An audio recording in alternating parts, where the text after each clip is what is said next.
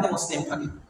এই ব্যক্তির দ্বারা সমাজে অশান্তি করা কোনো ব্যাপার নয়। সমাজে বিশৃঙ্খলা এই সমস্ত মানুষদের দ্বারাই সম্ভব যারা নিয়মিত সালাত আদায় করে না। এরা চগলখুরি করবে, অন্যের গীবত করবে, অন্যায় কাজে শামিল হবে, ধর্মীয় কাজে বাধা প্রদান করবে, একমাত্র এই ব্যক্তিরা। আল্লাহ বলছেন ওয়াকিমিস সালাত ওয়া আতুজ যাকাত ওয়ারকা মা'আর রাকিন, তোমরা সালাত প্রতিষ্ঠিত করো। খালি নিজে আদায় করলেই হবে না, আপনি নিজে আদায় করলেই হবে না, আপনার পরিবারের অন্যান্য সদস্যরা সালাত আদায় করছে না, কেন করছে না এই কৈফিয়ত আপনাকে তলব করতে হবে।